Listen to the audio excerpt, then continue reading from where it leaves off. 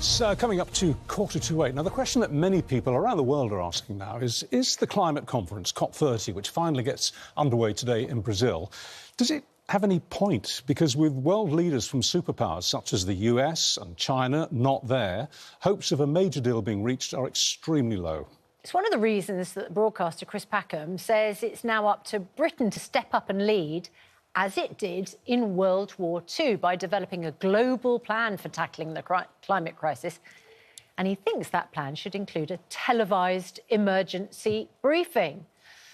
But with both Conservatives and Reform UK threatening to abolish the UK's net zero targets, would it be just a load of hot air? Chris Packham joins us now. Very good morning to you. Good morning. Good morning. It's good to see you. I saw you around this time yesterday morning, so we must stop meeting like this, Chris Packham.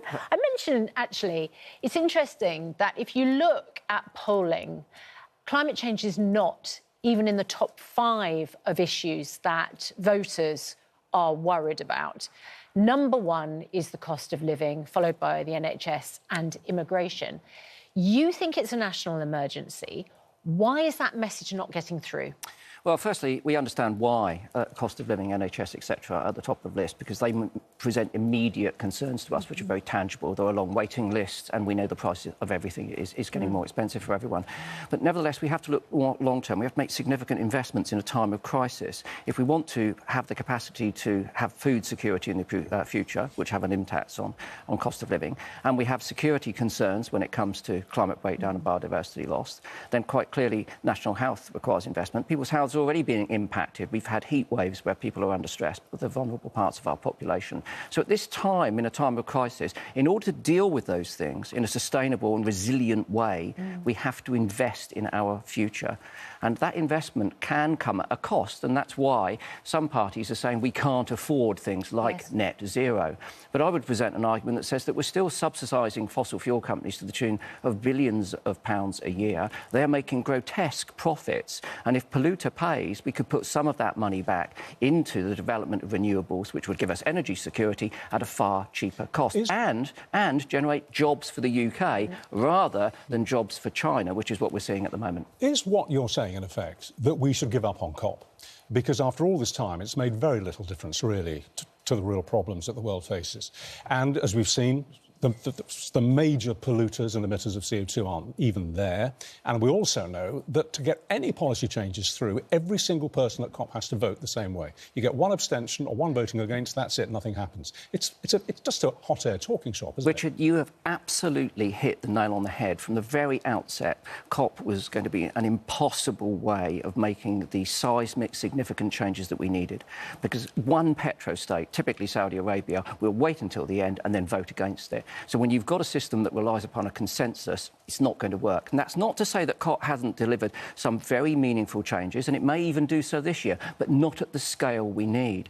And what I'm saying is that UK has a great tradition for leadership. We're a powerful country. I know we have questions of economic concerns, but nevertheless, we are still one of the richest nations in the world, one of the most inventive. We've got some brilliant people here whose fingers are on the pulse of what we need to be doing. We just need to motivate them to do that. Tell us about this broadcast that you want. Well, one of the concerns we have is that there's an enormous amount of misinformation about climate out there, climate scepticism, but without ambiguity. The science and Laura Tobin on a very regular basis, will update us on the fact that we're in deep trouble here.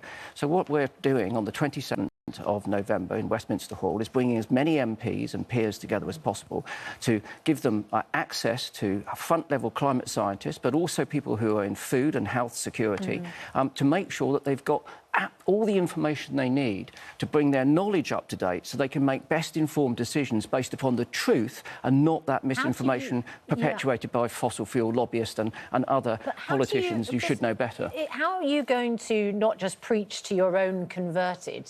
Because I imagine you've invited everybody, but if there are people who don't want net zero, they're not going to come to your emergency briefing, are they? Well, their constituents should ask them to come to this briefing because it's significantly important. And when we poll the public, we see that more than 80% of the UK public, although it's not in the top 3, as you point out, 80% of the public, and certainly many young people whose future is significantly imperiled by these crises, are concerned about climate breakdown, and therefore they should be compelled to ask their MPs, who they've elected to responsibly represent them, to come to this briefing so they can be better informed. Before we let you go, Chris, for those perhaps who even, support what you do and think it's really important to switch to renewables, if you're living in some beautiful spot in the UK and you see that there's a planning application for solar farms and you notice that local farmers who can no longer earn a crust by, I don't know, running a dairy farm, for instance,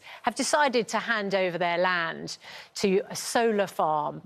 And then, next to your caravan site, you get all of these solar panels for miles as the eye can see.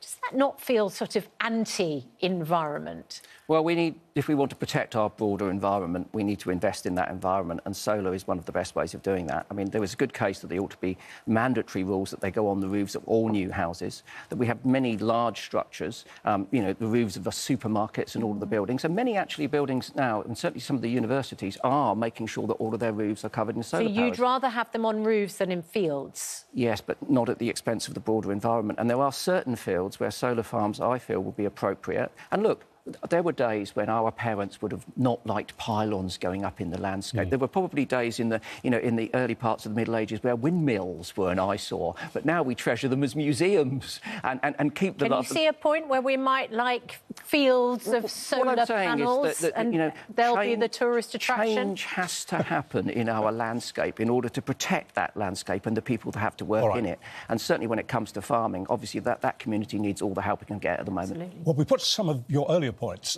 to the Department for Net Zero, and a spokesperson responded with this. In the last year, we set a world-leading target to reduce emissions by at least 81% by 2035, and we've seen over £50 billion of private investment announced for clean energy in the UK. That's their holding statement.